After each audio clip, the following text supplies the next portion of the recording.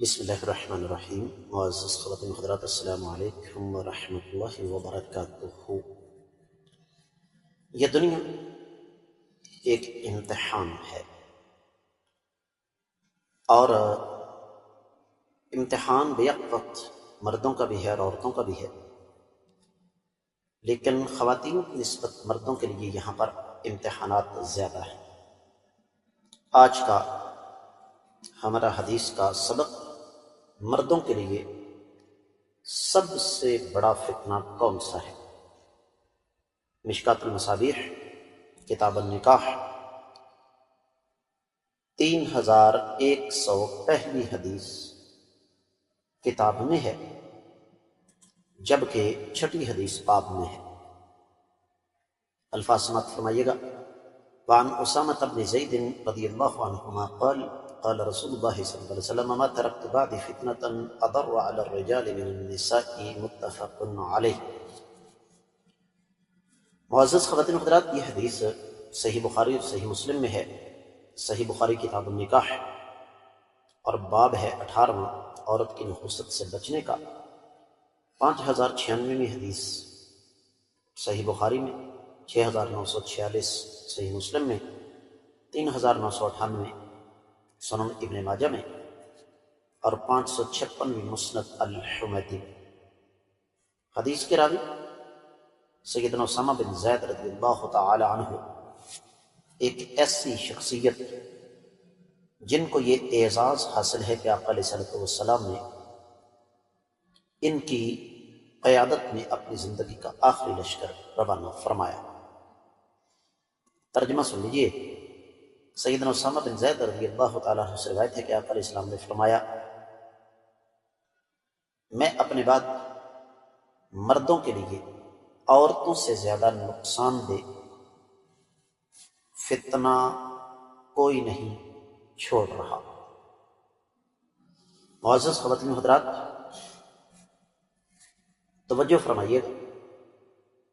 مرد اور عورت کا تعلق ایک فطری معاملہ ہے، لیکن شریعت نے اس کے لیے کچھ اصول و ضوابط مقرر کیے،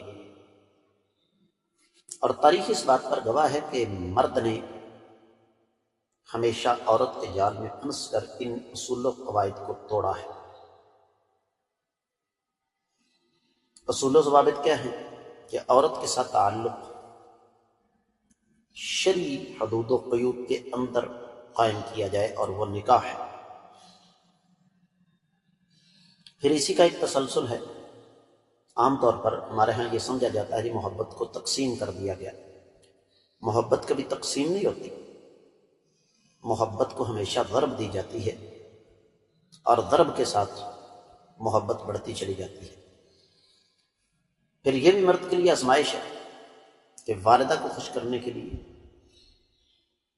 والدین کے حقوق میں والدہ کو خوش کرنے کے لیے بیوی پر زیادتی کی، دیگر رشتہ داروں کو ناراض کیا، بیوی کو خوش کرنے کے لیے والدین کے حقوق میں کوتاہی کی،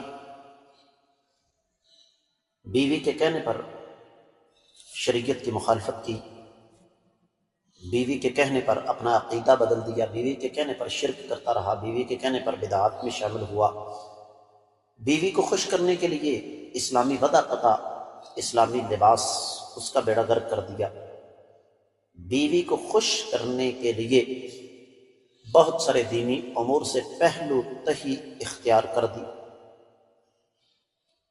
اور انسانی تاریخ اس بات پر گواہ ہے، جو مرد کبھی قابو نہیں آیا اس کو عورت کے ذریعے قابو کیا گیا۔ تھوڑا سا میں ذرا دوسری طرف کی بات کروں گا۔ یہ ایک بہت بڑا ہتھیار ہے عورت ہر میدان میں۔ جس مجرم کے بارے میں یہ معروف ہو نا، یہ کبھی قابو نہیں آتا، تو اس کے پیچھے عورت لگا دی جاتی ہے۔